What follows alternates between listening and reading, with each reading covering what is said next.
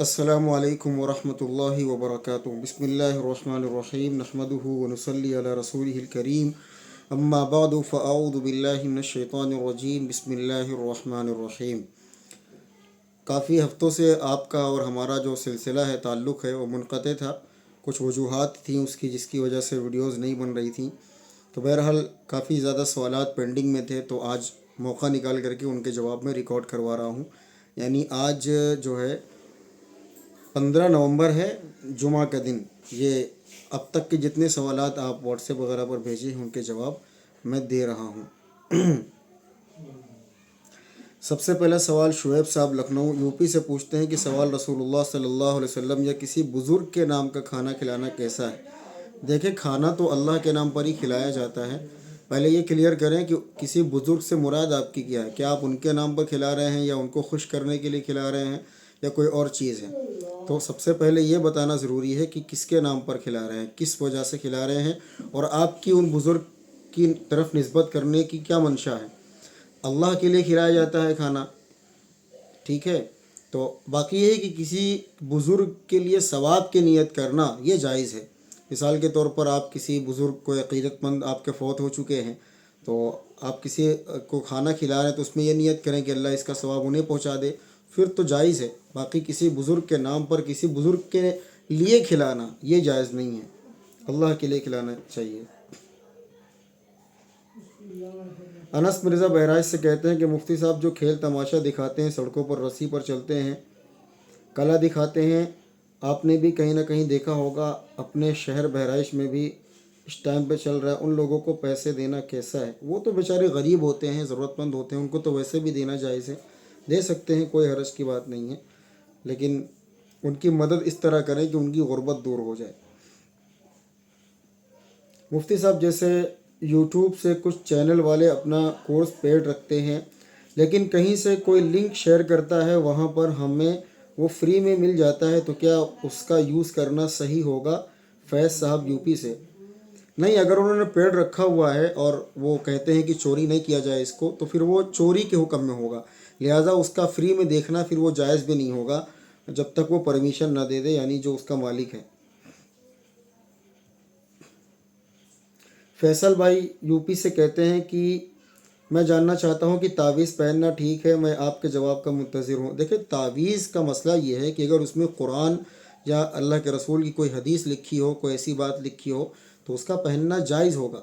جائز اس طور پر ہے کہ کوئی مستحب یا سنت نہیں ہے، بلکہ صرف جائز ہے علاج کے طور پر، جیسے دوا جائز ہے۔ تو تعویذ میں اگر صرف کتاب اللہ کی کوئی بات ہو، مثال کے طور پہ کسی نے معوذتین یا سورہ فلق ناس لکھ کر کے گلے میں ڈال دیا، یا سورۃ الفاتحہ یا جو دوسری صورتیں ہیں، تو اس کو لکھ کر کے ڈال دیا، تو اس کا پہننا جائز ہوگا، شرک نہیں ہوگا۔ ہاں، اس میں کوئی من گھڑت چیزیں ہوں، اپنی طرف سے کوئی چیز ہو، تو پھر وہ جائز نہیں ہوگی۔ صرف قرآن یا پھر حدیث میں جو اللہ کے رسول نے بتایا ہے، بس وہ باتیں۔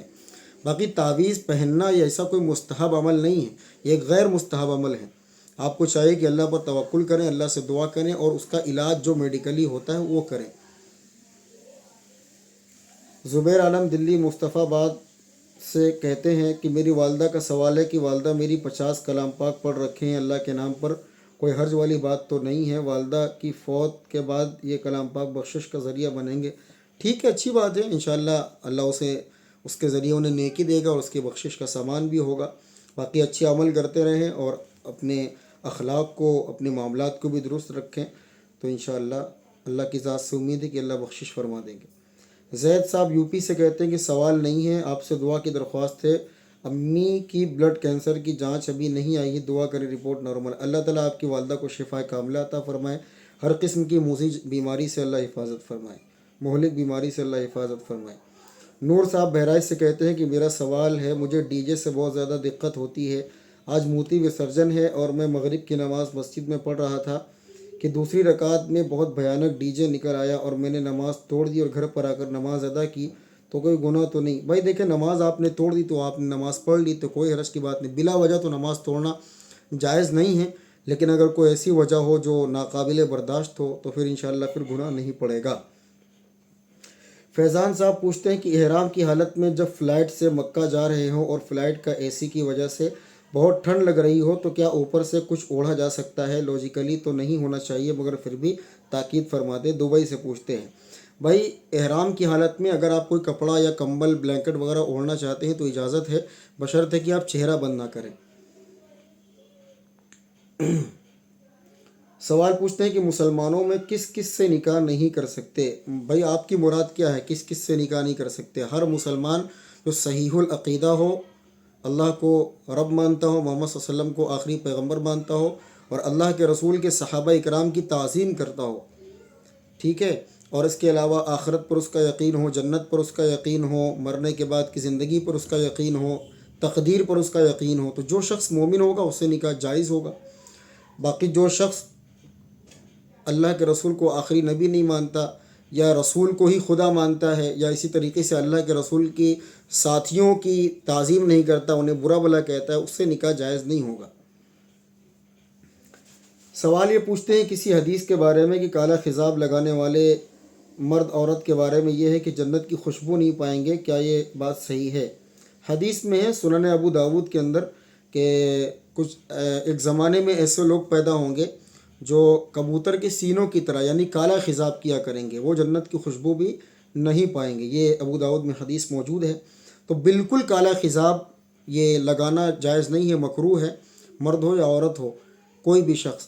ہاں اگر کوئی جوان ہے 40 سال کے اندر اندر اس کے بال سفید ہو گئے تو وہ کسی بیماری کی وجہ سے ہو سکتے ہیں، تو اس میں تو وہ کالا خضاب لگا سکتا ہے، لیکن جو بوڑھے حضرات ہیں ان کے لیے کالا خضاب نہیں جائز ہے۔ وہ مہندی لگا لیں، براؤن لگا لیں، ڈارک براؤن لگا لیں، جو بالکل سیاہ کی یعنی بلیک کی طرح دکھتا ہو، لیکن ہو بہو بلیک کلر نہیں لگا سکتے۔ یہ حدیث صحیح ہے۔ سوال یہ پوچھتے ہیں کہ کیا شادی میں ویڈیو شوٹنگ اور فوٹو شوٹنگ اور البم کروانا جائز ہے کیا یادگار کے لیے؟ دیکھیں اس میں مسئلہ یہ ہے کہ ڈیجیٹل تصویر میں علماء کرام کا اختلاف ہے۔ بعض علماء کے نزدیک ڈیجیٹل تصویر جو ہے وہ جائز ہے، بعض کے نزدیک ناجائز ہے، حرام ہے۔ تو اس کی گنجائش کا فائدہ اٹھا کر کے اگر کوئی تصویر لیتا ہے تو اس پر ہم یہ فتویٰ تو نہیں لگائیں گے۔ باقی یہ ہے کہ شادیوں وغیرہ میں جو شوٹنگ ہوتی ہے تصویروں کی، اس میں غیر محرم کا جو معاملہ ہے وہ بہت زیادہ خطرناک ہے۔ وہ جو فوٹوگرافر ہوتا ہے وہ لڑکیوں میں بھی فوٹو کھینچتا ہے، لڑکوں میں بھی کھینچتا ہے، تو یہ قطعاً حرام ناجائز ہے۔ تو ایسے ہی کوئی تصویر اپنے فون سے لے لے، اس کو ڈیجیٹل فارم میں ہی رکھے یعنی موبائل کے اندر ہی رکھے، تو ہمارے جو دوسرے علماء ہیں جو ڈیجیٹل تصویر کو حرام نہیں کہتے، ان کے مطابق اس پر گناہ نہیں ہوگا، چونکہ وہ تصویر کے زمرے میں نہیں آتی۔ تصویر یعنی جو قرآن و سنت میں جو تصویر کے اوپر جو وعیدیں ہیں، جو گناہ ہیں، وہ اس پر نہیں لاگو ہوتے، چونکہ وہ ڈیجیٹل تصویر ہے، وہ حقیقی تصویر نہیں ہے۔ تو اگر کوئی اپنے فون سے ہی فوٹو کھینچتا ہے تو پھر گنجائش کا فائدہ اٹھا کر کے پھر اس کے لیے گنجائش ہوگی کہ وہ کھینچ سکتا ہے، اپنے موبائل میں رکھ سکتا ہے، اپنے کیمرے یا لیپ ٹاپ میں رکھ سکتا ہے۔ لیکن لڑکے لڑکیوں کی فوٹو نہ کھینچیں، لڑکیاں لڑکوں کی فوٹو نہ کھینچیں، اور لڑکے اور لڑکیاں آپس میں کھڑے ہو کر کے غیر محرم فوٹو نہ کھنچوائیں۔ اس بات کا دھیان رکھنا انتہائی ضروری ہے، ورنہ یہ بڑی خرابی ہے کہ شادیوں میں اس چیز کی رعایت نہیں کی جاتی ہے۔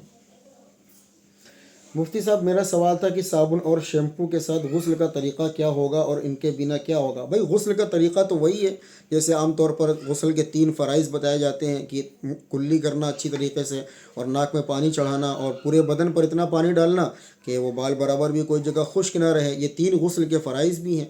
باقی یہ ہے کہ سنت میں اور بھی چیزیں آتی ہیں، جیسے وضو کرنا ہے، شرمگاہ کا دھلنا ہے، اور 3 مرتبہ تمام اعضاء پر پانی بہانا، یہ ساری چیزیں ہیں۔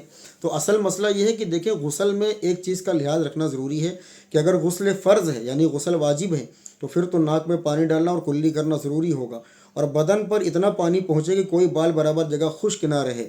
تو اگر آپ اس طرح نہاتے ہیں تو صابن جیسے چاہے لگائیں، شیمپو جیسے چاہے لگائیں، کوئی حرج کی بات نہیں ہے۔ یا اگر آپ اس طرح کرنا چاہتے ہیں کہ سب سے پہلے تو فرض غسل کر لیں، مثال کے طور پر آپ کلی کر لیں، ناک میں پانی ڈال لیں اور 1-2 مرتبہ پورے جسم پر پانی بہا دیں کہ پورا جسم بھیگ جائے، اس کے بعد آپ شیمپو لگائیں، اسی طریقے سے کچھ بھی لگائیں، وہ آپ کی مرضی ہے۔ اصل یہ ہے کہ پورے بدن پر پانی کا پہنچنا اور بہنا یہ ضروری ہے، دھیان رکھنا۔ فیروز صاحب بہرائچ سے کہتے ہیں کہ مفتی صاحب جب کبھی نماز میں 1 یا 2 رکعت رہ جاتی ہے اور آخری رکعت میں امام کے ساتھ درود شریف اور دعا بھی پڑھ لیتے ہیں، اس دوران یاد آتا ہے کہ 1-2 رکعت رہ گئی ہے، تو اس صورت میں سجدہ سہو لازم ہوگا یا نہیں؟ اس صورت میں سجدہ سہو لازم نہیں ہوگا چونکہ آپ امام کے پیچھے ہیں۔ सवाल यह है कि ठंड की वजह से नाक बंद रहती है तो गुस्ल में नाक में नरम हड्डी तक पानी नहीं जाता है, तो क्या ऐसे गुस्ल होगा या हड्डी तक पानी पहुंचाना भाई नाक जब बंद होती है वो तो नरम हड्डी के अंदर ही बंद होती है, ऊपर नहीं बंद होती। इल्ला ये कि आपकी नाक भरी हुई हो तो बात अलग है। तो सबसे पहले जो नाक भरी हुई है, जो रतूबत है, जो गंदगी, उसको पहले साफ़ कर लें। उसके बाद नाक की नरम हड्डी ये होती है, ये जो इस शेप में है ना, इस तरह ये नाक की नरम हड्डी है। तो जब नाक बंद होती है तो इसके अंदर से बंद होती है, बाहर से नहीं बंद होती। बाहर से जो बंद होती है इसका मतलब वो गंदगी आपकी नाक में जमा है। तो पहले उसे साफ़ कर लें, फिर नाक की नरम हड्डी तक पानी पहुँचा लें, कोई हरज की बात नहीं है।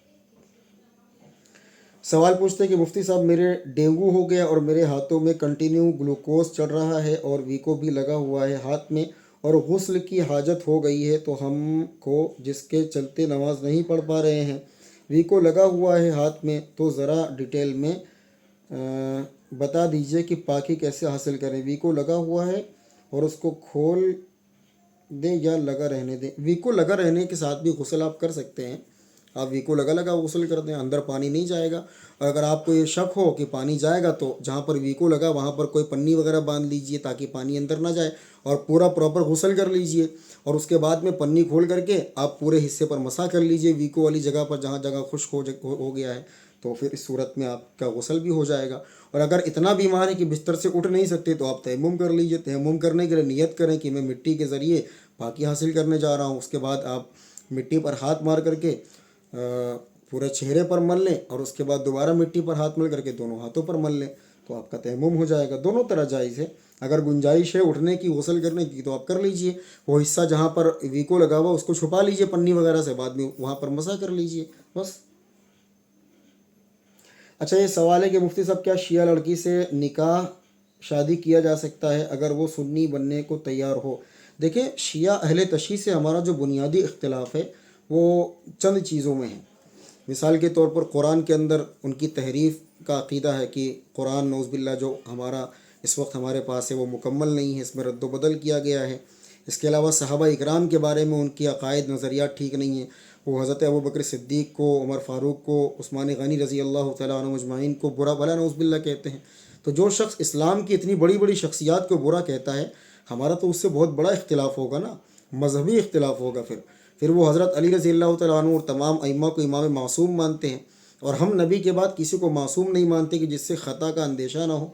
ऐसी ज़ात सिर्फ अम्बिया अलैहिमुस्सलाम की है। तो ये बुनियादी अक़ायद हैं जिन बुनियादी इख्तिलाफ़ात की बिना पर निकाह जायज़ नहीं होगा। अगर वो इन तमाम चीज़ों से तौबा करे कि कुरान करीम जो हमारे पास मौजूद है हू बहू वही जो अल्लाह ने पैगम्बर पर नाजिल किया, और तमाम सहाबा इकराम को हम यानी उनका एहतराम करते हैं, किसी के बारे में लबकुशाई नहीं करते। और हज़रत अली रज़ी अल्लाह तआला अन्हु को हम तीसरा खलीफा मानते हैं, ना ये कि वो मासूम या पैगम्बर के बराबर हैं। वो एक सहाबी हैं, दामाद रसूल हैं, अशरा मुबशरा में शामिल हैं और एक अज़ीमुश्शान सहाबी रज़ी अल्लाह अन्हु हैं। तो इतनी बातें हैं, अगर वो इन चीज़ों से तौबा कर ले, जो गंदे अक़ायद हैं, जो बुरे अक़ायद हैं, तो फिर उससे निकाह करना जायज़ होगा फ़क़त। वस्सलामु अलैकुम व रहमतुल्लाहि व बरकातुहू।